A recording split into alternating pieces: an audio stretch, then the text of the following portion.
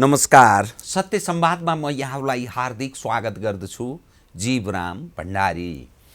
आज यहाँहरू सामुने उपस्थित हुनुहुन्छ तारानाथ राणाबाट।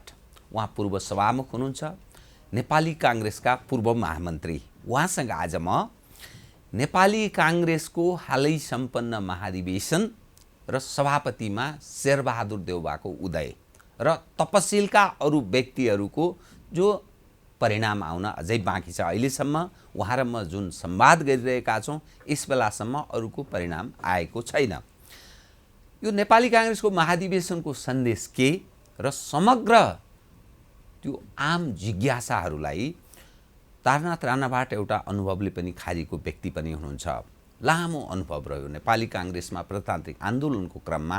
समग्र विषयलाई म उठान गर्ने प्रयत्न गर्नेछु। सर्वप्रथम म उहाँलाई स्वागत गर्छु। स्वागत छ यहाँलाई। सर, धन्यवाद। जय नेपाल। अब म कहाँबाट सुरु गर्न चाहेँ भने शेरबहादुर देउवाजी नेपाली काङ्ग्रेसमा फेरि सभापति भएर त्यो प्रजातान्त्रिक अभ्यासकै क्रममा त्यो प्रतिस्पर्धाको माध्यमबाट उहाँ निर्वाचित भएर आउनुभयो। अब यो पछिल्लो समयमा युवा पुस्ता नयाँ पुस्ता भनेर जो भन्छन् नि, अलि नयाँ स्वाद। तर शेरबहादुरजीको यो पुनरागमन, यो काङ्ग्रेस गरिखाने मेसो कि यो मरिजाने स्थितिमा प्रवेश गरेको के हो बताइदिनुहोस् त। म यहीँबाट सुरु गरेँ कृपया। तपाईँले अत्यन्त अप्ठ्यारो ढङ्गले र बिचबाट प्रश्न गर्नुभयो क्या। हामी जुन वातावरणमा र जुन परिस्थिति, मुलुकको समग्र परिस्थिति, नेपाली काङ्ग्रेसको आन्तरिक क्षमता र कार्यशैलीका बिचमा यो 14औं महाधिवेशन जुन सम्पन्न भयो नि, पहिला खुसीको कुरा त के हो भने सौहार्दपूर्ण वातावरणमा यावत क्रियाकलापहरू सम्पन्न भए, चाहे त्यो बन्द सत्रको कुरा गर्नुहोस् या उद्घाटन समारोह भन्नुहोस् या चुनाव, सेन्ट्रल कमिटीको चाहिँ पदाधिकारी सहित सदस्यहरूको चुनाव भन्नुहोस्, यो अत्यन्त राम्रो। यसलाई कसैले पनि न्यून मूल्याङ्कन गर्न सक्दैन। अब तपाईँको जिज्ञासाको कुरा के हो भने पुस्तान्तर पनि देखिएन, पुरानै नेतृत्व सभापतिमा दोहोरियो र यसको सन्देश के हो भन्ने कुरा नै हो। हेर्नुहोस्, नेपाली काङ्ग्रेसको कल्चर नै के हो भनेदेखि अनुभव र जोस सँगसँगै लाने क्या। नयाँ पुस्तामा एउटा नयाँ ज्ञान छ, नयाँ शिक्षा छ, नयाँ प्रविधिले गर्दा संसार साँगुरो भयो नि, त्यसमा नयाँ पुस्ता अत्यन्त विज्ञ छ, सम्पूर्ण संसारभरिको कुरा जान्दछ। यावत राजनीति मात्रै होइन, यावत कुराहरू। त्यसमा एउटा काम गरौँ, नेपाली काङ्ग्रेसलाई चाहिने आफ्नो प्लेटफर्म बनाएर देशलाई सेवा प्रदान गरौँ भन्ने चाहिने एउटा उत्कट इच्छा र अभिलाषा लिएर नयाँ पुस्ता प्रस्तुत भएको। राजनीतिको माध्यमबाट सेवा गर्ने सेवा पत्याउँदैन कोही मानिस। हो, अबको राजनीति भनेको त्यो त आम्दानीको अहिलेको वातावरण। कहाँबाट सेवा? तपाईँले नेपाली काङ्ग्रेसको इतिहासलाई वा नेपालको इतिहासलाई हेर्नुभयो भने पनि, चाहे त्यो हामी नेपाली काङ्ग्रेसका हौँ वा हिजोसम्मको कुरा है, नेताहरू कुन चाहिँ नेताले चाहिने आफ्नो स्वार्थका निम्ति काम गर्यो, विशेषदेखि लिएर त्यो विगत तपाईँले भनेको कुरा ठिकै हो। त्यसमा सान्दर्भिक धेरै आलोचना जरुरी छैन त्यस सवालमा। हाम्रो मेरो पुस्ता, मेरो उमेर समूहका साथीहरूमध्ये पनि अपवादको रूपमा कोही होलान् त्यो मूल्य मान्यता विपरीत जाने, त्यो भावना विपरीत जाने। तर नयाँ पुस्ता त भर्खर आएको छ र उसले चाहिने समय र परिस्थितिलाई बुझेको छ, जनताको सेन्टिमेन्टलाई बुझेको छ। यदि राजनीतिमा नै खट्ने हो, राजनीतिलाई नै माध्यम बनाएर देश सेवा र जनताको सेवा गर्ने हो भनेदेखि यी गैर जिम्मेवार र यो चरित्रमा देखिने दागहरूका, सोचका, कार्यशैलीका अनि आचरणका, यो विभिन्न खाले चाहिने तपाईँको भ्रष्टाचार, कमिसन तन्त्र आदि छन् नि, जस्ता विकृति विसङ्गतिको शिकार नभइकन स्वच्छ कार्यशैलीले, स्वच्छ वातावरणले एउटा चाहिने परिपक्व लिडरसिपका आधारमा नयाँ पुस्ताले आफ्नो अनुसारको काम सेवा गर्न नेपाली काङ्ग्रेसभित्र यो हाम्रो परम्परा पनि हो र अब पनि त्यही हुन्छ। त्यस कारणले यहाँहरूले नेपाली काङ्ग्रेसमा कुनै विचलन आउँछ कहिलेकाहीँ, त्यो हुन्छ। हाम्रा पनि भ्रष्टाचारको शिकार नभएका होइनन्। त देउबाजीको आगमन भनेको पुराना पुस्ता र नयाँ पुस्तालाई मिलाएर लैजानुपर्छ भन्ने यो सन्देशको रूपमा त्यसरी बुझ्ने हो। एउटा हो। अर्को कुरा, विगतमा जुन किसिमको चाहिँ कमी कमजोरीहरू हामी कहाँ देखिए नि, समय छैन एक एक गरेर गर्नलाई। नेपालको समग्र परिस्थिति भनेको त परम्परागत विकृति र विसङ्गतिहरूको चाहिँ शिकार छ नि देश। हत्या, हिंसा, लुट, होइन, बलात्कार, भ्रष्टाचार, कमिसन तन्त्र त हाम्रो चाहिँ एउटा एउटा जीवनशैली जस्तो भइसक्यो। राष्ट्रिय चरित्र नै त्यो भइसक्यो। हो, यसलाई सम्बोधन त्यो कसले गरे त्यो भन्नु न? होइन, कसले भनेर कसैलाई तपाईँ दोष लाउनुहुन्न। धेरै चाहिँ जिम्मेवारीमा हामी बसेका हुनाले हामीले गरे। म त त्यस्तो चाहिँ बोल्ड लिन सक्छु क्या, आत्मालोचना गर्न सक्छु। किनभने सत्तामा हामी धेरै बस्ने, जनताले हामीलाई धेरै पत्याउने, अनि देश बिग्रिएको उसमा चाहिँ मैले होइन अर्काले हो भन्न पाइन्छ? यसमा महत्त्वपूर्ण विषय के उठ्नु जरुरी ठाने मैले भने शेरबहादुरजी फेरि सभापति हुनुभयो, पहिले पनि हुनुहुन्थ्यो, फेरि हुनुभयो। काङ्ग्रेस जम्मा गत चुनावमा, संसदीय चुनावमा उसले जितेको जम्मा 23 सिट मात्रै हो। कम्युनिस्टहरूसँग घुँडा टेकेकै हो, पराजित भएकै हो। अनि त्यो संघीयता, गणतन्त्र, धर्मनिरपेक्षता जो कम्युनिस्टले आफूलाई गौरव ठान्छ, काङ्ग्रेसको यो नेतृत्व पुस्ताले झन् अर्को महान गौरव ठान्छ। भोलिका दिनमा जनताबाट रिकग्नाइज हुनुपर्छ। अब बताइदिनुहोस् त, काङ्ग्रेसमा जो सभापति शेरबहादुर देउबाजी हुनुभयो नि, भोलि भोट माग्न जाँदा कुन त्यस्तो आकर्षक नारा, जनतालाई आकर्षित गर्ने के लिएर, शेरबहादुरजीको अनुहार वा उहाँ पोख्त अनुभवी व्यक्ति भनेर लिएर जाने कि या संघीयता, गणतन्त्र, धर्मनिरपेक्षता यो चाहिँ स्वर्ग जाने लिस्नो, सुनको लिस्नो ठान्नुहोस् भन्ने नारा लिएर जाने? के नाराका आधारमा भोलिका दिनमा काङ्ग्रेसलाई नेपाली जनले पत्याउँछन् र यो निर्णय काङ्ग्रेसका कार्यकर्ताले विवेकपूर्ण प्रयोग गरे भनेर मान्ने? बताइदिनुहोस् त। मैले ती प्रवेश गरिसकेका थिएँ। मुलुकको समग्र परिस्थिति भनेको नेपाली जनता विगतकै स्थितिमा हामी विपन्न छौँ, होइन, हामी पिछडिएका छौँ। हामीले आशातीत प्रगति कहीँ पनि गर्न सकेनौँ। न शान्ति सुरक्षाका क्षेत्रमा गर्न सक्यौँ, न विकृति विसङ्गतिलाई सम्बोधन गर्न सक्यौँ।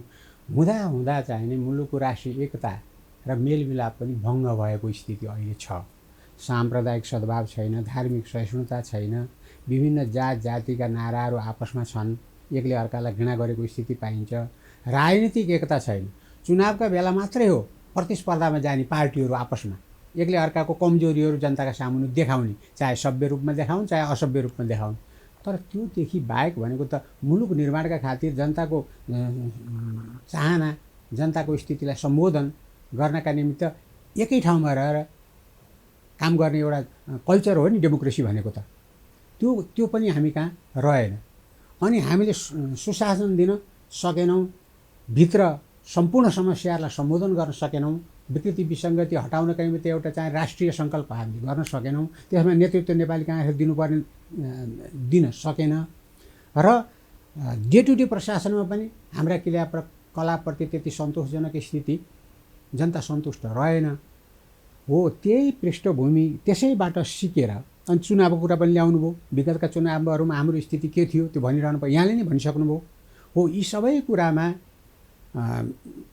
रहेर विचार गरेर किन ती कमजोरीहरू हाम्रा भए त भनेर अब सम्बोधन गर्नलाई शेरबहादुरजी किन दोहोरियो? त्यही अनुभवलाई सच्याएर, विगतको अनुभव त मिठो छैन नि।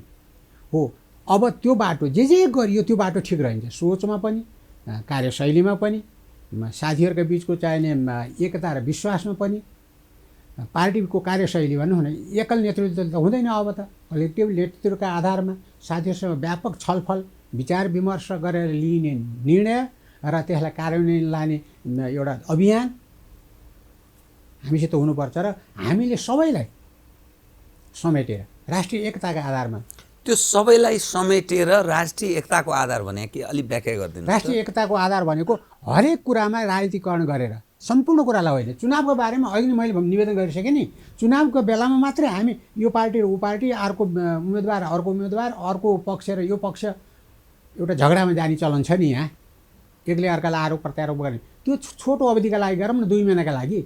त्यसपछि बाँचेको 4 वर्ष 10 महिना भनेको त देशलाई सेवा गर्ने, देश निर्माण गर्ने, जनतालाई सन्तुष्ट राख्ने, अन्तर्राष्ट्रिय क्षेत्रमा मुलुकको चाहिँ प्रतिष्ठालाई अग्रगामी बनाउने सन्तुलित परराष्ट्र नीति कायम गरेर छिमेकीहरू नचिडिउन्, मित्र राष्ट्रहरू र दात्री निकायहरूको हामीप्रतिको सद्भाव र सहयोगको चाहिँ भावनामा कुण्ठित नहुन्, उनले दिएका रिसोर्सहरूको चाहिँ शिकार हुन्छ नि, त्यो भ्रष्टाचारका शिकार भएका छन् होइन, त्यो सबै चाहिँ बाहिर जनता कहाँ त पुग्दैन त्यो।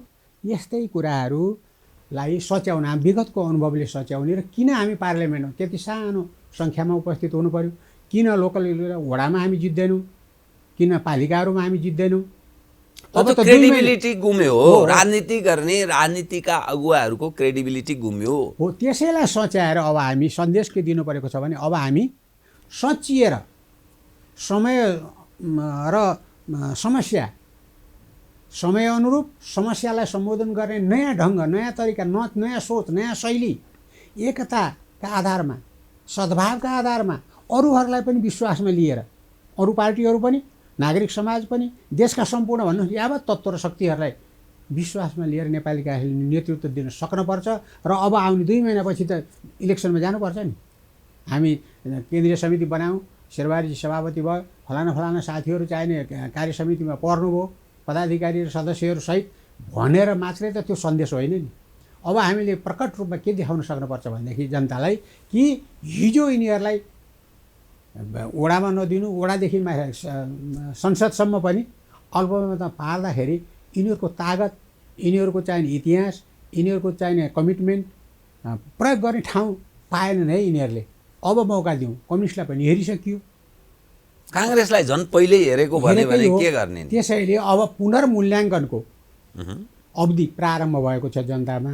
हो त्यही अवधिमा आफूलाई चोखो, आफूलाई सुधारिएको, आफूलाई अब जनभावना अनुरूप चल्न सक्ने क्षमता यो 14औं अधिवेशनबाट प्राप्त गरेको अनुभूति जनतालाई दिन सक्नुपर्छ हामीले। राजनीतिक हिसाबले तपाईँ निष्कलङ्कित व्यक्ति हो कि लामो राजनीतिक यात्रा पनि गर्नुभयो, तपाईँ सुपठित पनि व्यक्ति हो, समाजलाई बुझ्ने, विश्व परिस्थितिलाई पनि बुझ्ने। काङ्ग्रेसको अहिलेको महाधिवेशनमा देखा परेको दृश्यसँग म अलिकति यहाँलाई समेट्न चाहन्छु। जस्तै शेरबहादुरजी पार्टीको सभापतिमा उम्मेदवारी दिनुभयो, शेरबहादुरजीको तौर तरिका ठिक भएन, देशलाई समाप्त पार्दै हुनुहुन्छ उहाँ, कम्युनिस्टहरूसँगको अस्वाभाविक गठबन्धन छ उहाँको, कतिपय सवालमा भागभण्डामा राजनीति चलाउनु भयो। यावत आरोपसहित प्रकाशमान सिंह, विमलेन्द्र निधि, स्वयं विमलेन्द्र निधि भनेको शेरबहादुरजीकै पार्टीको उपसभापति सहयात्री होइन, एउटा मित्र, उहाँहरू त्यो आरोपसहित सभापतिमा उहाँहरूले दाबी गर्नुभयो। केही मत पर्यो, जो उहाँहरूको जो पार्टीमा हैसियत छ त्यही अनुसारको मत पर्यो। पहिलो पटक पार्टीको विधान अनुसार सभापतिमा कसैले पनि 50% प्लस ल्याउन नसकेपछि दोस्रो पटकको दोस्रो निर्वाचन फेरि हुँदा शेरबहादुरजी सभापतिमा जित्नुभयो। हाम्रो पनि शुभकामना छ, राम्रो काम गर्नुहोस्। तर सचिने जो भाषा तपाईँले प्रयोग गरिरहनु भएको छ नि, सचिने भनेको त्यही व्यक्तिलाई त्यो आरोप छ, त्यो व्यक्तिले फेरि उसै व्यक्तिलाई समर्थन गर्यो। के सचिने भने के हो यो? हेर्नुहोस्, यसमा पहिला सचिने दबाब कहाँबाट सिर्जना हुन्छ?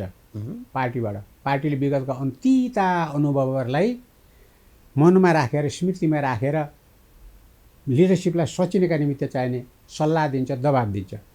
दोस्रो, जनताको सेन्टिमेन्ट के छ?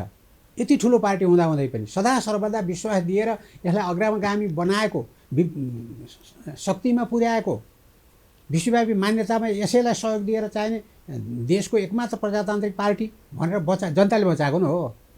तपाईँ र म सभापति भएर मात्रै त बत्दैन, जनताको सपोर्टले बत्ने हो।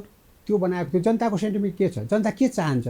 दुई पक्ष, पार्टीले के चाहन्छ, पार्टीका क्याडरहरू, अनि जनताले के चाहन्छ, अनि विश्व परिस्थिति के छ, छिमेकीहरू के चाहन्छन्, हाम्रा डोनरहरू के चाहन्छन्, दार्शनिक निकायहरू के चाहन्छन्। अहिलेको युग सापेक्ष देशको भू राजनीतिक स्थिति र यसो स्ट्राटेजिक महत्त्वलाई हेरेर हामीले त निर्माण गर्नु छ नि। देश शत्रुताको भावना लिएर मित्रहरूसित न्यु खोजी छिमेकीहरूसित झन् तितो सम्बन्ध कायम गरेर त हुँदैन। मिलेर हामीले देश निर्माण गर्न परेको छ, सबैको सहयोग लिनु परेको छ। अहिलेको जमानामा एक्लैले त विकास गर्न सकिन्न, त्यस्तोमा पनि हामी त गरिब देश भइहाल्यौँ। त्यसैले नेपाल बनाउन कुनै गाह्रो छैन। र नेपाल अरू मैले कुनै पार्टीको चाहिने योग्यता र कुनै पार्टीका सङ्कल्पहरूलाई चाहिने न्यून दृष्टिकोणले मूल्याङ्कन नगरिकन म के भन्न चाहन्छु भनेदेखि जनताले त हेर्छ नि, हरेक परिवर्तनको नायक र निर्णायक त्यो पनि शक्ति त नेपाली काङ्ग्रेस हो। रैती बनिएका देशलाई देशको मालिक बनाएको त नेपाली काङ्ग्रेसले हो। अर्काबाट शासित भएका जनता आफूले शासन गर्ने परिस्थिति निर्माण गरेको त नेपाली काङ्ग्रेसले हो। कहिलेकाहीँ काम गर्दा त्रुटि हुन्छ, कहिलेकाहीँ नेतृत्वमा आउने व्यक्तिहरूको चाहिने कमजोरीका कारण, सोचका कारण, कार्यशैलीका कारण, अथवा तपाईँले भनिहाल्नु भने आचरणका कारण कहिलेकाहीँ सानातिना तलमाथि त पर्छन्। तर समग्र रूपमा एउटा जीवन्त पार्टीले, एउटा ठुलो पार्टीले, जनताले बढी विश्वास गरेको पार्टीले, संसारले आशाभरि दृष्टिकोणले हेरेको, छिमेकीहरूले पनि अत्यधिक विश्वास गरेको पार्टीले परम्परागत उसमा चाहिने आफ्ना ठुला नेताहरूलाई सम्झेर, तिनका आचरणहरूलाई सम्झेर, तिनका व्यवहारहरूलाई सम्झेर, तिनीहरूले प्राप्त गरेको मान्यतालाई, विश्वव्यापी मान्यता छन्, तिनलाई सम्झेर हामी काम गर्न अब उत्प्रेरित हुने कि नहुने सङ्कल्प चाहिने लिएर सबैले देख्ने गरेर सच्चिएर अगाडि बढ्ने कि नबढ्ने प्रश्न छ। त्यो देखिन्छ कहिले? अब 2 महिनापछि चुनावमा जनता चुनावमा। अहिले त पार्टीका कार्यकर्ताहरू हामी छौँ, यो पक्ष र उपपक्षमा विभाजित भयौँ, तर त्यो विभाजनको स्थायी विभाजन होइन। अब आजदेखि सभापतिको छनौट भयो, अब सबै एउटै भयौँ हामी, होइन? कार्यसमितिको भोलि सबै एउटै भयौँ कि त्यो स्थायी ढङ्गले भोलि चिरा पर्न सक्छ? त्यो हो भने नेपाली काङ्ग्रेसको भविष्य पनि सुनिश्चित छैन, चिरा पार्न हुँदैन। त्यही खेलले गर्दाखेरि यो स्थितिसम्म हामीले आउनु पर्यो। त्यसो विगतबाट पाठ सिक्ने भनेकै त्यही हो भने अनावश्यक ढङ्गले पार्टी फोडेको हामी हो कि होइन? अनावश्यक ढङ्गले कम्फर्टेबल मेजोरिटी भएको चाहिँ संसदलाई दरबार र मित्र शक्तिहरूको चाहिँ उसकाटमा लागेर द्वितीय बहुमत लिन गएको हामी हो कि होइन? र जनताले लोपा खुवाएर हामी चाहिँ अल्पमतमा संसदमा आएको हो कि होइन? त्यस्ता छन् नि हाम्रा। त्यस कारणले अर्काले अत्यन्तै ठुला भुलहरू। यसमा म अलि फेरि खिपेरै यहाँसँग विषय उठान गर्न चाहेँ। तपाईँभन्दा सायद उमेरले अलि पाको हुनुहुन्छ होला रामचन्द्र पौडेलजी, या समकालीन राजनीतिक हिसाबले समकालीन होला, तर दाइ रामचन्द्र पौडेलजीले रुवावासी गर्नुभयो। ए बाबा, मैले एकचोटि यो देशमा प्रधानमन्त्री पनि खान नपाउने कुरो छ, खानेको सभापति पनि खान नपाउने खानेकै कुरा छ। उहाँ रोएर सभापतिको उम्मेदवारी आँसु झारेर, मन विरक्त हुने कुरा, आँसु आउने कुरा कुन आधारमा? देश बिग्रियो भनेर पाएन। नेपाली जनताहरू चाहिने आफ्नो पेट भर्नका लागि भन्नुहोस् कि आफ्नो चाहिने परिवारको चाहिने भरखेक गर्नका लागि भन्नुहोस् कि आफ्नो बालबच्चाको पढाइ लेखाइका निम्ति भन्नुहोस् कि घर छोडेर, देश छोडेर विदेशी श्रम बजारमा चाहिने रगत र पसिना बगाएर बसेको छ भन्ने वेदनाले आँसु चुहेको हो कि? अथवा भोलिको देशको चाहिने एउटा सपना मैले बोकेको थिएँ, त्यो सपना साकार गर्नको निम्ति एउटा संस्था चाहिन्थ्यो, त्यो संस्थाको नेतृत्व मैले लिन पाए हुन्थ्यो भनेर चाहिने आँसु चुहाएको हो कि? त्यो आँसुमा त विभिन्न अर्थहरू हुन्छन्। तपाईँको दाइ रामचन्द्र पौडेलको आँसु चाहिँ के को आँसु हुन सक्छ? यो त्यो सबै आँसु हो। र सबभन्दा ठुलो आँसु भनेको हिजो अस्ति त थिएन, उहाँको सङ्कल्प आएको खोइ त, आउनु पर्थ्यो नि। म विगतलाई सच्याउँछु। एकछिन उदाहरणका निमित्त गल्ती नै नगर्ने नेताहरू हामीसित थिए। बिपी कोइरालाको गल्ती त देखाउन सक्नुहुन्न। उहाँ शक्ति केन्द्रको खेलाउन बन्नुभयो कि राजदरबारको खेलाउन बन्नुभयो? कृष्णप्रसाद भट्टराई चाहिँ शक्ति केन्द्रको खेलाउन, राजदरबारको खेलाउन बन्नुभयो? गणेश मान्जीलाई झन् केही पनि चाहिएन, त्यति ठुलो हाइट हो कि होइन? त्यस्ताको नेताको पार्टी म सत्तामा आउनका निमित्त भनेर रुनी त होइन। उहाँको आँसु त अरू जनताले पाएको दुःखका निम्ति बगाउनुपर्छ नि। तर डाक्टर शेखर कोइराला राजनीतिमा धेरै लामो लगानी काङ्ग्रेसभित्र उहाँले गर्नु भएन। राजनीतिमा धेरै राम्रो राजनीतिक यात्रा पनि तय गरेको व्यक्ति होइन। शेरबहादुरलाई चुनौती त शेखर कोइरालाले दिनुभयो। कोइराला परिवारमा विभाजन पनि देखियो, जस्तै सुजाता प्रकाशमानको क्याम्पबाट उपसभापतिको उम्मेदवार हुनुभयो।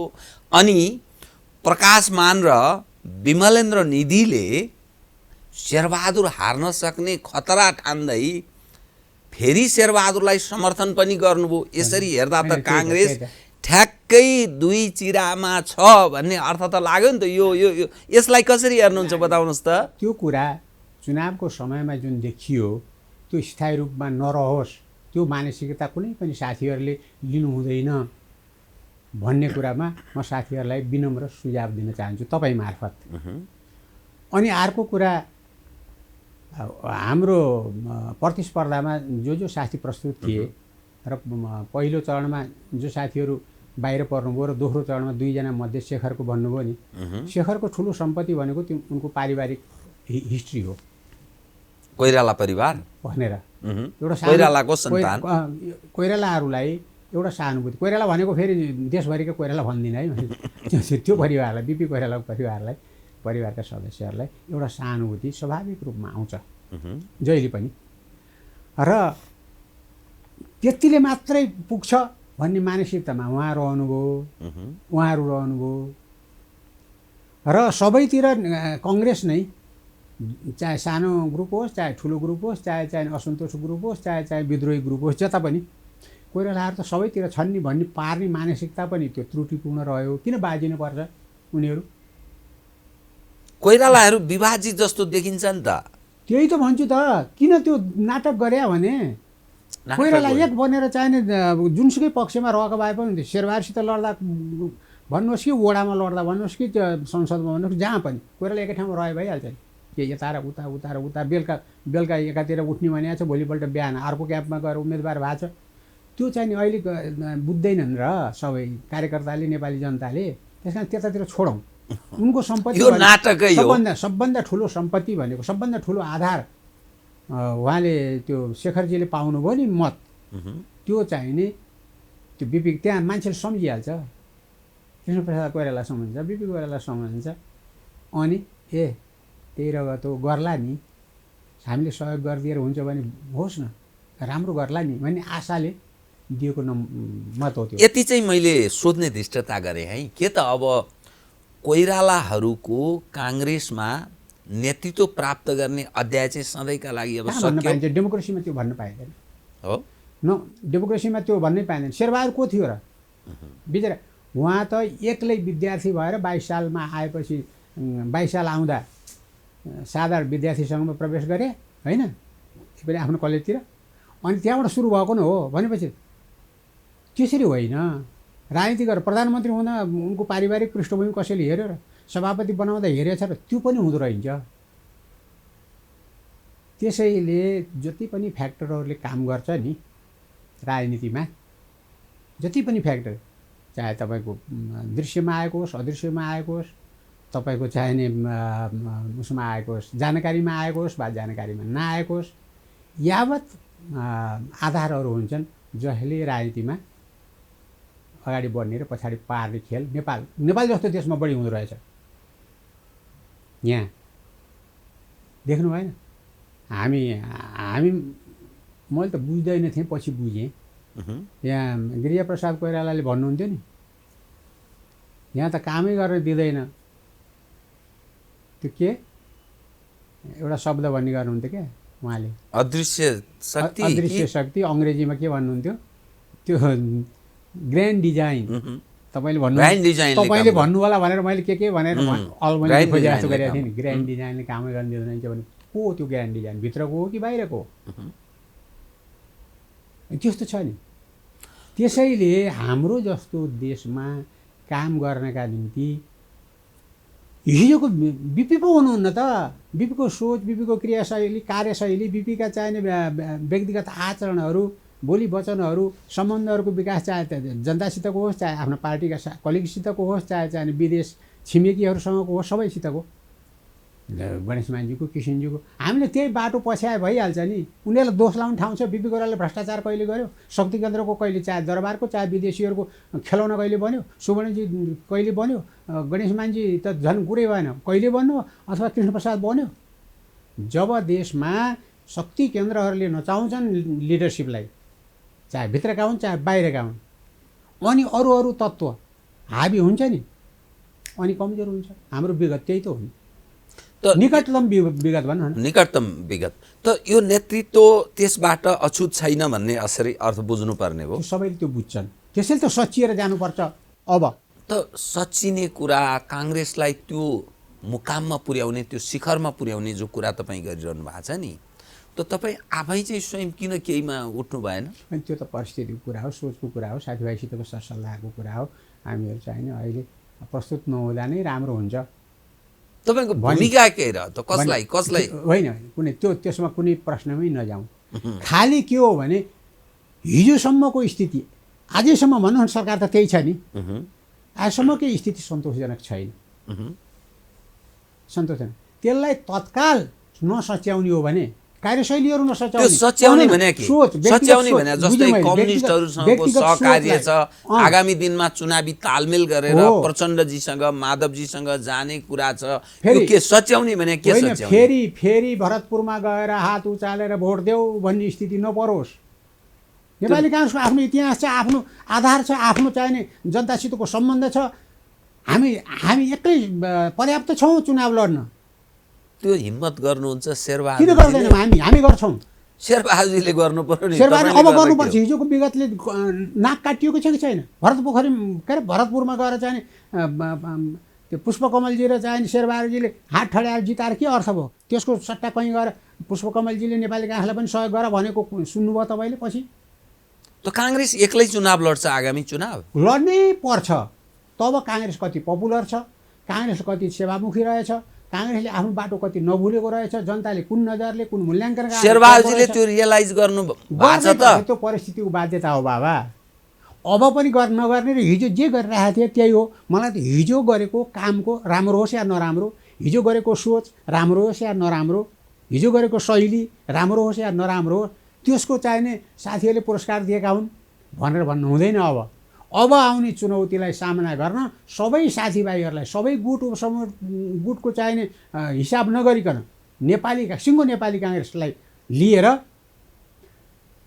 पहिलो परीक्षा भनेको त त्यही वडादेखि हुने चुनाव आयो नि। अब चुनावलाई नै केन्द्रमा राखेर माने सम्झी पहिलो ल्याउँदा म यहाँसँग पस्नु न, चुनाव केन्द्र त हुन्छ तर 2 महिनापछि नै हाम्रो नवगठित कार्य समितिहरूको चाहिँ परीक्षाको घडी आयो भनेको क्या मैले।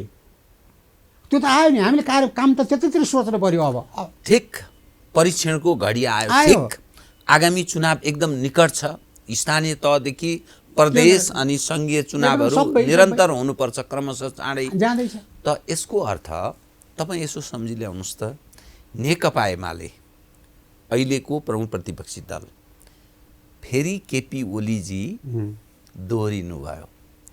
नेपाली काङ्ग्रेसमा फेरि शेरबहादुरजी दोहोरिनुभयो। अनि नेकपा माओवादी केन्द्रको आगामी राष्ट्रिय सम्मेलन यो केही दिनपछि तुरुन्तै हुँदैछ।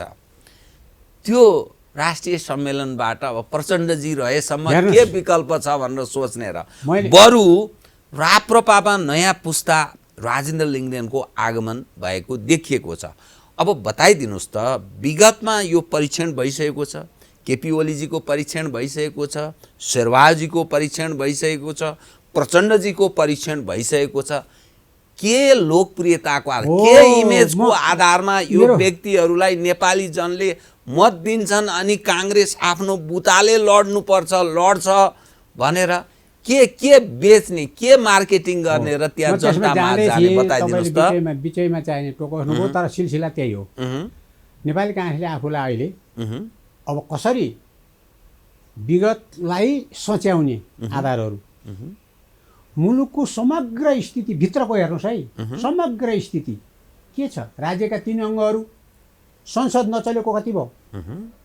हिजो पनि चल्न सकेन प्रारम्भ गर्दाखेरि। त्योभन्दा विगत चल्न दिन्न भन्नुभयो उहाँले, ओलीजीले चल्न दिन्न। जनताको सर्वोच्च शक्ति, जनताका प्रतिनिधिहरू आएर देशको निर्णय गर्ने थलो, जनताको वारिसहरू बसेर निर्णय गर्ने थलो, सरकारको चाहिने तपाईँको सूक्ष्म अध्ययन गरेर कार्यशैलीको अध्ययन गरेर सरकारलाई तलब दायाँ बायाँ गरेर नदिने एउटा चाहिने आधारमा, कानुनको आधारमा, नर्म्स मूल्य र मान्यताको आधारमा चल्ने एउटा वातावरण सिर्जना गर्नुपर्ने अङ्ग चल्दैन। सभामुख पार्टीको मात्रै भइदिए त्यसकारण म तयार छैन यस्ता सभामुखलाई भन्नुभयो नि त ओलीजीले। संस्थागत हेर्नुहोस् त चलेको छ। सबभन्दा क्रियाशील हुनुपर्ने, सबभन्दा चलायमान हुनुपर्ने, सबभन्दा चाहिने प्रखर हुनुपर्ने संस्था जनता बसेको संस्था, जनताको वारिस भनेको जनता। व्यवस्थापिका चलेन।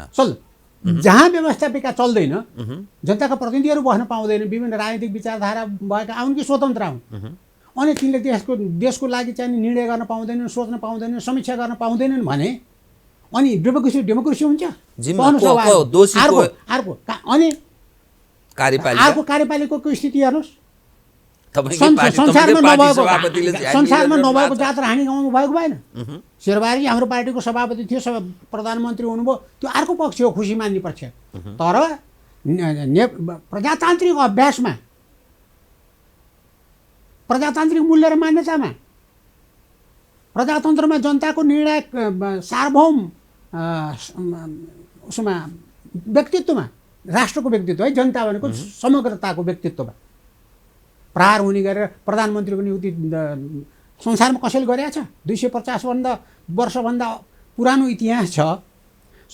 संसारका संसदले के अरे गर्नुपर्ने काम अदालतले गरेर प्रधानमन्त्री नियुक्ति गरेका छ कहीँ?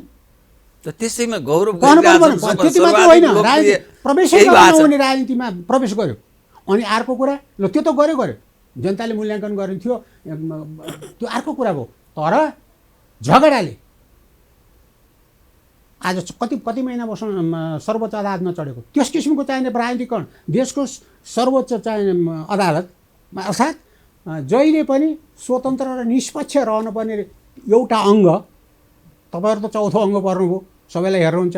चौथो अङ्गको रूपमा के यी सबै 3 अङ्ग मैले भनेको के मेरो तितो पोखेको मात्रै हो कि यथार्थ हो? त्यसै कारणले मुलुकमा सम्बोधन गर्नुपर्ने स्थिति भित्रका नेपाली काङ्ग्रेसले विगतलाई सच्याएर अब खरो रूपमा यी सम्पूर्ण परिस्थितिलाई सम्बोधन गर्न पर्छ पर्दैन? अनि तपाईँको बिग्रँदै गएको राष्ट्रिय एकतालाई, साम्प्रदायिक सद्भावलाई, धार्मिक असहिष्णुतालाई र यावत विकृति विसङ्गतिहरूलाई, भ्रष्टाचार कमिसन तन्त्रहरूलाई सच्याउनका निमित्त बोल्ड स्टेप लिनुपर्छ पर्दैन? कानुनी स्टेप लिनुपर्छ पर्दैन? अनि नेपालको बिग्रदै गएको छवि, नेपालमाथि प्रश्न उठेको छ नि, विश्वासको प्रश्न छ। छिमेकीले सशङ्कित दृष्टिले हामीलाई हेर्ने विभिन्न प्रश्नहरू उनीहरूबाटै खडा भइरहेछन्। मित्र राष्ट्रहरूका कारणले विभिन्न प्रश्नहरू खडा भइराखेकै छन्। उनीहरू दिएको अनुदान चाहिने दुरुपयोग हुन्छ, भ्रष्टाचारको शिकार हुन्छ भनेर प्रश्न त्यहीँबाट उठिराखेको छ भने भित्रको परिस्थिति भन्नुहोस् या बाह्य सम्बन्धको परिस्थितिमा के नेपाल चाहिने तपाईँको नेपाल स्वतन्त्र राष्ट्र रहेको छ? किन यहाँ पिएको यो? त यो जति तपाईँले दृश्य बताउनु भयो नि, कार्यपालिका, व्यवस्थापिका, न्यायपालिका, राज्यका प्रमुख 3 अङ्ग, 3 अङ्ग उप प्रश्न छ।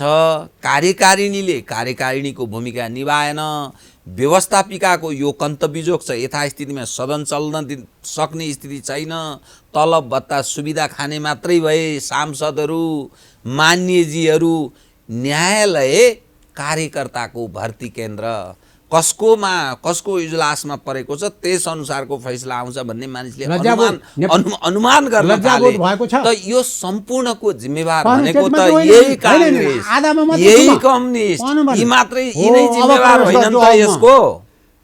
प्रजातान्त्रिक बहुदलीय प्रजातान्त्रिक व्यवस्थाका आधारभूत मेरुदण्ड भनेका कौन? जनताका आधारमा आफ्नो मान्यता प्राप्त गर्ने, ठुलो वा सानो के मान्यता प्राप्त गरे राजनीतिक दल हुनुको होइन। राजनीतिक दलको चाहिँ बिजोग हेर्नुहोस् त, हामीलाई मात्रै त भन्नु नि, हामी पनि यस्तो चाहिने 50वटा चाहिने ग्रुप, अनेक स्वार्थ समूह, अनेक शक्ति केन्द्रहरूबाट चलाइने चाहिने व्यक्ति र पात्रहरू, अनि हरेक पार्टीलाई हेर्नुहोस् त, सबै त्यही शिकार हो कि होइन? भनेपछि हामीले अब सुधार गर्नुपर्ने के? 3 अङ्ग त्यस्तो छ। चौथो अङ्ग तपाईँहरू चाहिने अब अहिलेसम्म इमान्दारी देखिया हुन्छ, कसरी खेल्नुहुन्छ थाहा छैन। बुझेँ मैले, त्यही भएर त चौथो अङ्ग हो त। यसैले सुधार गर्नुपर्छ त। अनि बहुदलीय व्यवस्थाको मेरुदण्ड बनिएका पार्टीहरू, हुन त अहिले मैले ओलीजीलाई ब्लेम लगाएँ भने 2/3 बहुमतलाई पनि खेलौना बनाएर चाहिँ उहाँले सिध्याउनु भयो नि सरकार। तर तपाईँले फेरि मलाई तुरुन्तै प्रश्न गर्नुहुन्छ, तिमीले पनि त कम्फर्टेबल मेजोरिटी नचाहिने कसैले विश्वास गरेर फाल्न सक्थ्यो त्यति बेला, नचाहिने आफ्ना पार्टीभित्रको अन्तर्द्वन्द्वले अथवा झैझगडाले त्यो हट्नुपर्ने विगतको इतिहास त्यस्ता नेताहरू थिए जो आन्तरिक झगडालाई पनि व्यवस्थित गरेर आफ्नो सरकार टिकाउने, जनताको म्यान्डेटलाई बचाइराख्ने र देशको चाहिने विकासको सपना पुरा गर्ने त्यस्ता नेता थिए नि। कृष्णप्रसाद भट्टराई, गणेशमान सिंह, यिनीहरू हो कि होइन? हामी पनि त खेलेकै हो, कम्फर्टेबल मेजोरिटी हालेर 2/3 बहुमतमा दरबारले उकास्यो, मित्र राष्ट्रहरूले उकास्यो भनेर 2/3 बहुमतमा जनताले लोप दिएको कि हामीलाई, अल्पमतमा पर्यायो कि हो? त्यसरी मात्रै होइन भने आफ्नो आधारलाई हेरेर, नेपालको स्थितिलाई हेरेर, नेपालको संवेदनशीलतालाई हेरेर, यसको रणनीतिक महत्त्वलाई हेरेर कोही नखेलुन्। हामीलाई कसैले पनि खेलाउन नबनाउनु, कसैको शिकार हामी बन्न नपरोस् भन्ने ढङ्गले काम गर्न पर्ने बेला अहिले आएको छ। अरू पार्टीहरू पनि आफ्नो आफ्नो पार्टीहरूलाई सम्हालिदिए हुन्थ्यो, किनभने बहुदलीय व्यवस्थामा पार्टीहरू यस्तै हुन् भन्छ। एउटा पार्टी बिग्रेपछि त सबै पार्टीलाई भन्छ क्या जनता र बाह्य जगतले पनि। त्यसैले सबै सोचिनु पर्यो, खेलबाड गर्न भएन। सचिने भने के, लामो समयदेखि यिनै दल यिनै नेताहरू यो देशमा राजपाट गरिरहेका छन् भने त्यो सचिने कसरी सम्भव? होइन, सचिने भनेको सचिएको आधार भनेको जनता असन्तुष्ट हुन भएन। यत्रो वर्ष भयो नि डेमोक्रेसी आएको, डेमोक्रेसी आएको यत्रो वर्ष भयो। सचिने कसरी भन्दाखेरि देशको सम्पूर्ण स्रोतहरू, चाहे त्यो सतहमा देखिएको पानी होस् कि चाहिने तपाईँको चाहिने वनजङ्गल होस् कि तपाईँको चाहिने मन्दिर मठ मन्दिर हुन् कि चाहे यहाँका जनताको सहनशीलता मित्रभाव आदि इत्यादि जो बाहिर रिसोर्सेस छ नि त्यसको सदुपयोग गर्ने र खनिज पदार्थहरूको कुरा छोडौँ, हामीसित उद्योग धन्दा बन्द व्यापार सारा प्रबन्ध गरेर तपाईँको बाहुबलले होस् कि बुद्धिबलले होस् जिउने नेपाली जनता अहिले कहाँ छ? विदेशी सम्प्रदायमा छ कि छैन? हो, ती सबै फर्केर यहाँ अटाउन सक्ने स्थिति निर्माण गरेर नेपाललाई के गाह्रो छ? यहाँ उद्योग धन्दा खोलेर चाहिने हामीले आफैले काम गर्नलाई के गाह्रो छ? हाम्रै रिसोर्सेसहरूलाई हाम्रै चाहिने उसको लागि उपयोगका लागि प्रयोग गर्ने र बचेको चाहिने विश्व बजारलाई पठाउने कुरामा के गाह्रो छ? यो त गर्नै नचाहेर नेपाली जनतालाई चाहिने दास बनाएर, नेपाली जनतालाई विदेशीहरूको चाहिँ नोकर बनाएर यहाँ आफू मोज गर्नका निमित्त काम गर्दाका निमित्त म यो हुँ र त्यो हुँ भनेर फुर्ती लगाउनलाई लाज लाग्नुपर्छ पर्दैन? चाहे त्यो दललाई लिनुहोस् चाहे दलका नेतालाई लिनुहोस्। यसको अर्थ असफल छ नेतृत्व भन्ने अर्थ लाग्यो। होइन, यी अघिका कुराहरू असफल छँदैछन्, टिप्नु भएको छ असफल छँदैछन्, नेपाल चाहिने तथापि फेरि रिकग्नाइज हुने यो के चिज हो भन्न खोजे? दृढ सङ्कल्पका साथ अगाडि आएर असफलताको चाहिने डिलमा पुग्न लागेको यो राज्य असफल छ भनेर घोषणा गर्ने समय आउन लागेको बेलामा यदि हामी सम्हालिएर एकटी सङ्गठित भएर देश अब जोगाउने जिम्मेवारी फेरि हाम्रो हो र हामी अब यो तितो चाहे पार्टीभित्रका ग्रुपिजमका कुरा भन्नुहोस् चाहे पार्टी समग्र पार्टीहरू नमिल्ने स्थितिलाई चाहिँ सम्बोधन गरेर कानुनको शासन र शान्ति सुरक्षा कायम गरेर देश बचाउने कि नबचाउने, अब फेल्ड स्टेट हुने। यत्रो 70 वर्षको चाहिने प्रजातन्त्र इम्याच्योर देखिने नेपाली जनता यत्रो अहिलेको विश्व परिस्थितिमा नेपाली जनता नबुझेको लठमुगुरे नै भएर बस्ने गरिब त छौँ त हामी, त्यो अर्को कुरा। तर के सोचमा हामी कम छौँ, अध्ययनमा हामी कम छौँ, नेपाली जनताले बुझेको छैन, सम्पूर्ण बुझाएको छ। त्यसैले त भन्छ कि अरूसित अरूको चाहिँ जस्तो बनाइदिए पनि हुन्थ्यो नि, यहीँ बसेर खान पाउने, यहीँ काम गरेर खान पाउने, यहीँ कमाएर खान पाउने स्थिति गराइदिए हुन्थ्यो नि भनेर नेपाली जनता कराउने त्यसै कारण त हो। तपाईँ र म अहिले संवाद गरिरहेको बेलासम्म काङ्ग्रेसको सभापति बाहेक अरूको को के चयन भयो अहिलेसम्म नतिजा आउन सकेको छैन। त्यसकारण त्यसलाई पनि यथास्थितिमा राख्दै यदि काङ्ग्रेसमा नयाँ युवा पुस्ता पार्टीको महामन्त्री उपसभापति लगायतमा त्यो पकड जमाएको खण्डमा आउने भोलिको राजनीतिक अवस्था र त्यो नयाँ युवा पुस्ताले विजयश्री माला पहिरिन सकेन र पुरानै पुस्ता निरन्तरता पाएको स्थितिमा आउने भोलि नेपाली काङ्ग्रेसका सामुन्नेका चुनौती के हुन सक्छन्? होइन, त्यसरी लगाउन नगर्नु, एकहोरो हुन्छ भनेर नतिजा एकपक्षीय आउँछ, आउँदैन? होइन, त्यो मिश्रित आउँछ, नयाँ पुस्ता पनि आउँछ, पुरानो पुस्ता। त्यसैले त एउटा अनुभवी पुस्ता एउटा काम गर्न तत्पर रहेको मन वचन कर्मले र सम्पूर्ण ज्ञानलाई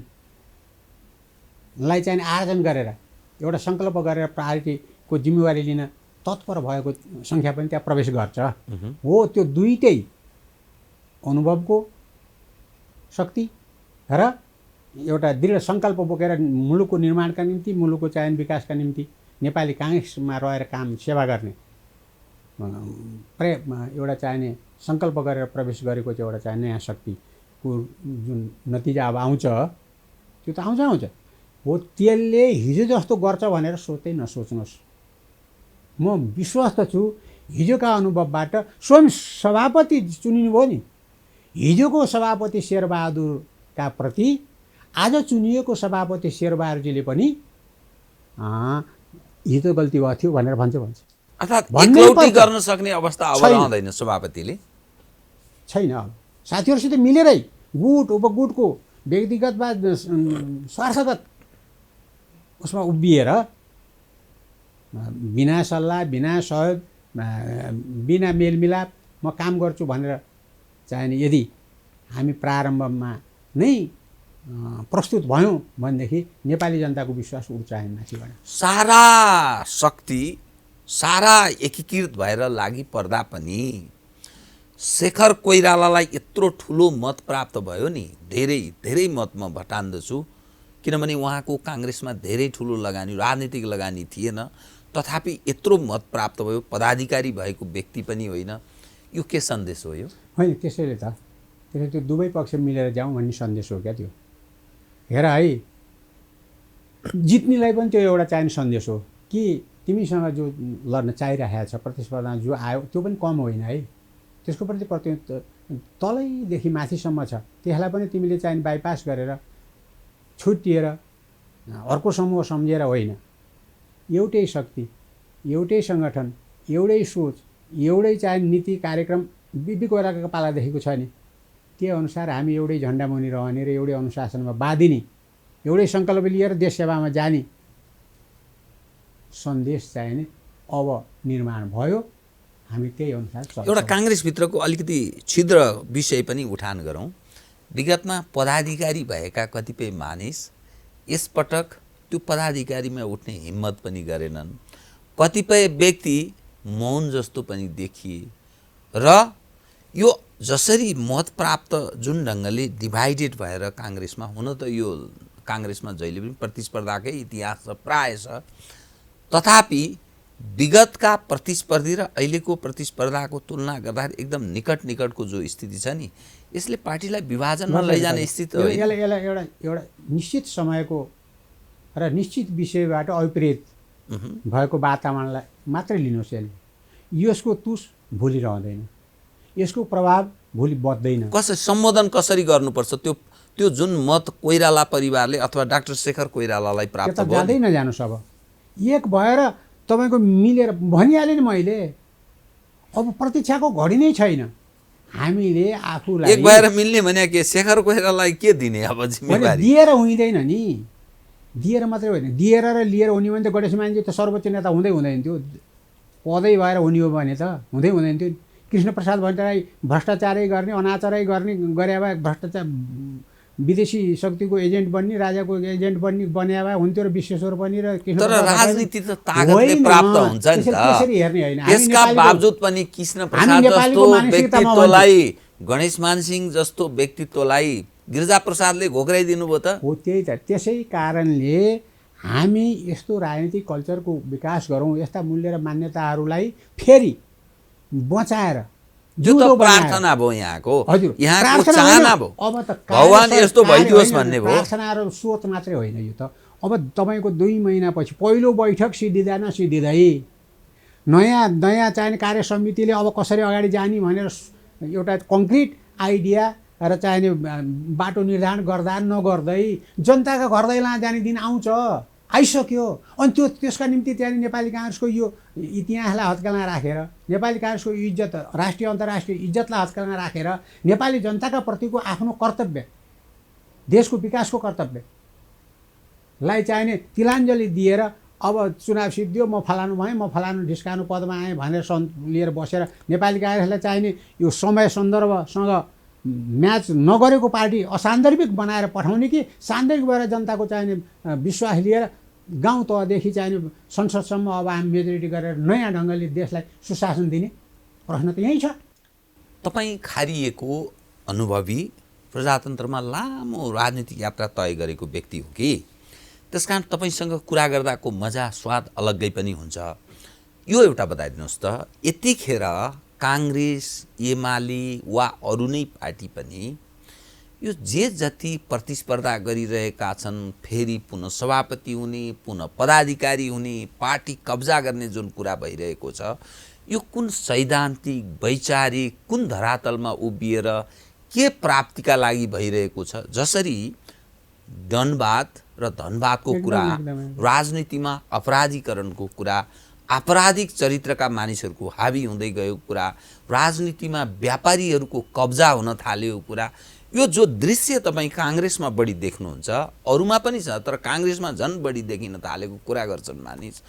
यो के हो? यो कुन सिद्धान्त, कुन विचार, कुन बातको आधारमा तपाईँ यो काङ्ग्रेसले चाहिँ जित्नै पर्छ, गर्नुपर्छ, काङ्ग्रेसै हो, त्यो कहाँबाट प्रमाणित हुन्छ बताउनुहोस् त? यो नेतृत्व चयन भोलिका दिनमा सबै देखिएला, त्यसपछि थप अझ छर्लङ्ग विश्लेषण गर्न सकिएला कि, तर के आधारमा काङ्ग्रेसले त्यत्रो परिवर्तन फेरि यो देशका लागि, जनताका लागि गर्छ भनेर मान्ने भन्न खोजेको? मैले जतिखेर पनि तपाईँसँग चाहिँ भनिरहेको कुरा के हो भने विगतलाई सम्झेर त्यसबाट सचिएर के कारणले हामी कमजोर भएको र अरू पनि कमजोर भएका हुन्। त्यो तपाईँले भनिसक्नु, व्यक्तिगत स्वार्थ छ त्यहाँ, होइन, गुणगत स्वार्थ छ त्यहाँ, भ्रष्टाचार छ त्यहाँ, कमिसन तन्त्र छ त्यहाँ, भन्नु त भयो।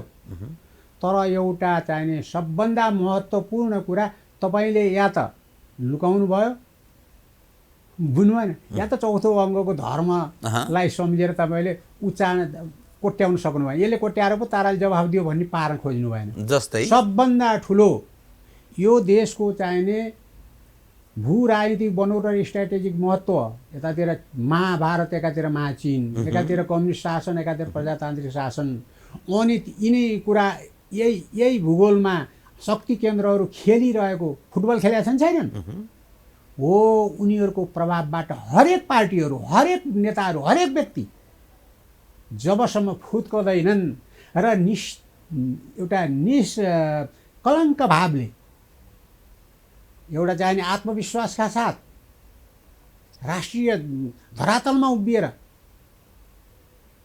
तपाईँको चाहिने देश प्रेमबाट ओतप्रोत भएर काम गर्ने हो भने यहाँ समस्या आउँदैन। खालि अर्का हातारा अन्तर्राष्ट्रिय शक्ति केन्द्रको क्रीडास्थल बिपीको गिरिजा प्रसाद कोइरालाको यहाँ त चल्नै दिँदो रहन्छ। फुटाएको फुटाइ, खेलाएको ग्रान्ड डिजाइनको तपाईँ गोटी नहुनु होइन, म नहुँ न, नेपाललाई कसले के गर्न सक्छ? यहाँ बेला बेलामा संसद विघटन गर्न पर्ने पनि त्यही खेल हो। तपाईँको चाहिने यहाँको आर्थिक स्थिति चाहिँ डामाडोल भएर हामी सधैँको टन्नन टाप त के। अब यो जुन अन्तर्राष्ट्रिय शक्ति केन्द्रको कुरा गर्दा 12 बुँदे दिल्ली समझदारीको चाहिँ अब औचित्य सिद्धिन लागेर राजनीति अलि अलग कोर्समा जान लागेको हो, त्यसरी बुझौँ? किन अलग कोर्स हो नि? 2007 सालदेखि निर्धारण गरेको कोर्स हाम्रो छँदैछ, त्यही हो। त्यो नेपालको बाँच्ने आधार हो। नेपाल भनेको यसको सार्वभौमिकता, स्वतन्त्रता समेत आउँछ है।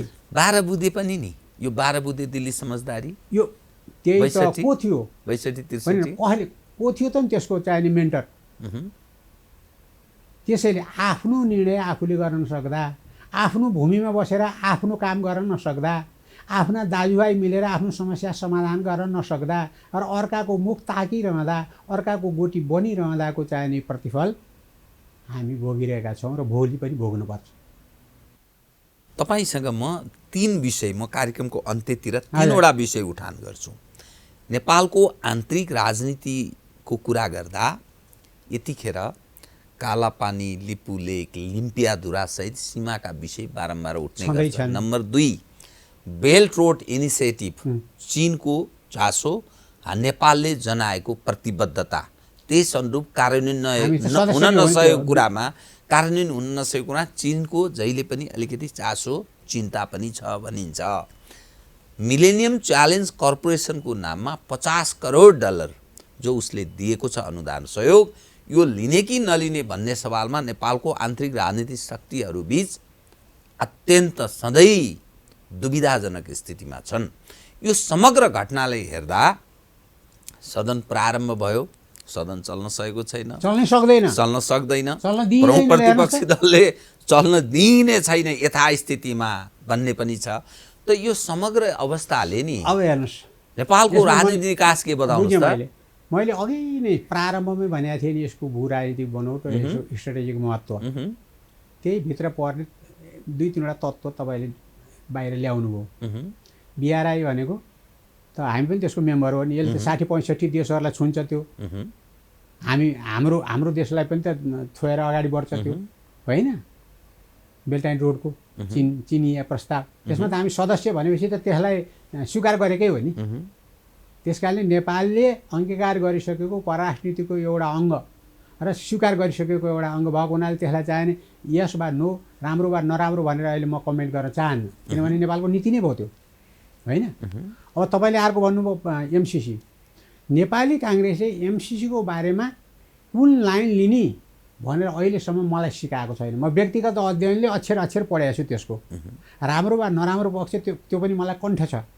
तर मेरो बाध्यता के बुझिदिनु पऱ्यो भने एउटा अनुशासित कार्यकर्ताको हैसियतले पार्टीले निर्धारण नगरेको लाइन त्यो विषयमा पार्टीले कुनै निर्धारण गरेको सभापतिजीलाई सोध्यो भने पास गर्ने भने सुनिन्छ, तर म त्यही कुरा चण्डीपाठ त गर्न चाहन्न नि। किन, के प्रयोजनका लागि, त्यसको फाइदा र घाटा पार्टीगत हिसाबले मलाई सिकाइएको छैन क्या। कुन कारणले गर्नुपर्छ भनेर मैले त विरोधीका सामुन्ने पनि भन्न सक्ने शक्ति, सर्वसाधारण जनतालाई बुझाउन सक्ने शक्ति, बुद्धिजीवीहरू, नागरिक समाजका चाहिने धुरन्धरहरू, कूटनीतिज्ञहरू छैनन् यहाँ, परराष्ट्रविदहरू छैनन् यहाँ, त्यस्ता चाहिँ सन्धि सम्झौताको अक्षर केलाएर राम्रो र नराम्रो छुट्याएर बसेको जनशक्ति छैन यहाँ। तिनका अगाडि मैले गएर भन्न पाउनु पर्थ्यो नि, पार्टीले निर्धारण गरेर 1 2 3 4 यस कारणले राम्रो हो, 1 2 3 4 यस कारणले नराम्रो हो भन्न परेर मलाई सिकाउनु पर्छ पर्दैन? नेपाली काङ्ग्रेसको कमजोरी यहाँनिर छ। सभापतिले पास गर्नुपर्छ भनेर पास गर्नुपर्छ भनेर मैले कसरी बोल्ने?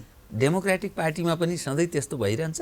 यो त इन्टरनेसनल ऊ हो नि, यो परराष्ट्रसँग सम्बन्धित नीतिसँग सम्बन्धित कुरा छ नि। तपाईँको व्यक्तिगत सोचले चाहिँ काम गर्छु भनेर बौलाएर हिँडेर हुन्छ? म त राजनीतिभित्र बसेका मानिस, पार्टीभित्र बसेको मानिस के बन्धक जस्तै हो? होइन, आत्मसमर्पण धेरै कुराहरू गर्ने स्थिति जसले परराष्ट्र सम्बन्ध भनिहाल्यो नि, यति सेन्सिटिभ सम्बन्ध हो, होइन, कूटनैतिक सम्बन्ध भनेको तपाईँको सानो चुकले पनि दुनियाँले घेरेर बसेका हुन्छ।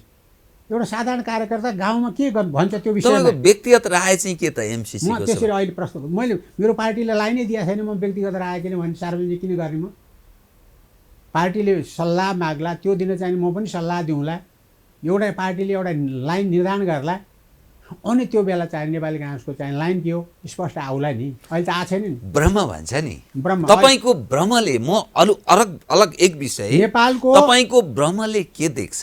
नेपालको राजनीति जुन ढङ्गले विकासको क्रममा यहाँ आइपुग्दा नेपाली जनले के ठान्न थाले भने यो राजनीतिक नेतृत्व पङ्क्ति अहिले उदाएका देखेका ठुला ठानिएका नेताहरू यी निर्णायक पनि भएन रहेछन्। यी जो राजनीतिका नाममा यी आय आर्जन गर्दा रहेछन्, व्यापार व्यवसाय आम्दानीको स्रोत बनाएका रहेछन् भन्ने पनि बुझ्दैछन्। राष्ट्रिय हितका सवालमा पनि यी त्यति संवेदनशील छैनन् भन्ने बुझ्न थालेका छैनन्। यस्तो स्थितिमा तपाईँको ब्रह्मले चाहिँ के देख्छ? मेरो ब्रह्मले के भन्छ भने अब नयाँ बन्ने नेपाली काङ्ग्रेसको कार्य समितिले एउटा पोलिसी निर्धारण गरोस् तपाईँले उठाएका प्रश्नहरूमा, त्यो त गरोस्, त्यसको भोलिपल्टदेखि हामी बल्ल बोल्न सक्ने क्षमता हामीले प्राप्त गर्छौँ। अन्यथा अहिले यो कस्तो इस्यु भयो भने यो त फेरि द्विपक्षीय नभएर बहुपक्षीय भयो नि। बहुपक्षीय प्रश्नमा तपाईँको नेपालले अपनाउनु पर्ने परराष्ट्र नीति जुन संवेदनशीलता छ नि, त्यो संवेदनशील विषयमा अहिले मैले प्याच बोलेँ भने म आफू पनि म्याच्योर हुन्छु र पार्टीको अनुशासन विपरीत पनि त्यो भनाइ जान्छ। त्यस कारणले मलाई बाध्य नपार्नु। एउटा गाउँमा भनिन्छ नि, बाउ त त्यस्तो थियो, त्यसैको नाति झन् के कुन सुध्रेला र त्यो भन्छन् नि। त यो नयाँ पुस्ता तपाईँ भनिरहनु भएको छ, बरु पुरानो पुस्ताको त एउटा योगदान छ, लामो राजनीतिक अभ्यास छ। नयाँ पुस्ता त यसै खाने हिसाबले आएको छ, एकदम व्यावसायिक राजनीतिलाई व्यवसाय बनाएर हिँडेको छ। त्यसबाट सुधारको आशा गर्न सकिन्छ। चौथो अङ्ग भनौँ न, चौथो अङ्गका कारण अहिले संसार, आज अमेरिकामा अहिले के घट्यो अथवा सुदूर पूर्व जापानमा के भइरहेको छ, सुदूर दक्षिण अस्ट्रेलियामा के भएको छ र संसारका यावत घटनाहरूको बारेमा विज्ञ छौँ नि हामी। सर्वसाधारण जनता होस् कि राजनीति गर्नेहरू हुन् कि कर्मचारी जोसुकै पनि, त्यो ज्ञानबाट सिकेर अब नेपाली काङ्ग्रेसलाई प्लेटफर्म बनाएर म देश सेवा गर्छु भन्न आएको जुन सङ्ख्या छ, जुन पुस्ता छ, त्यो पुस्ताले यो कुनै निर्धारण नभएको लाइनलाई बोकेर हिँड्दैन, दबाब सिर्जना गर्छ। ल यसमा तपाईँहरू निर्णय लिनुहोस् न, पार्टीगत निर्णय लिनुहोस् न, हामीलाई बोल्न अप्ठ्यारो पऱ्यो, हामी त भर्खर चुनियौँ, अब जान्छौँ साथीभाइको बिचमा, अब जान्छौँ वडामा र जिल्लामा, प्रदेश र चाहिने अन्य क्षेत्रमा, हामीले के भन्यो, अब नीति बनाउनु पऱ्यो कि मैले देशको कुना काप्चामा गएर भन्न सक्नुपर्छ भनेर भन्ने पुस्ता त प्रवेश गरिसक्यो त। अब त थेगिन्छ यो राजनीति, ठिकिन्छ, यथास्थितिमै चल्छ, यथास्थितिमा त चल्दैन। के हुन्छ हामीले त? सोचमा, कार्यशैलीमा, आचरणमा, बोली व्यवहारमा, ओहो यिनीहरू त सब सुध्रिएर चाहिने यो वाल्मिकी भइसकेछन्, रत्नाकर डाकु होइन भन्ने पार्न त्यो देखिनु पर्यो। रत्नाकर होइनन् यिनीहरू, वाल्मिकी आए। नेपाली काङ्ग्रेसको त्यो निर्णायक पोइन्टमा हामी छौँ। अब हामी त वाल्मिकी बन्दैछौँ। आशा गरौँ त्यस्तै होस्। धन्यवाद। धन्यवाद।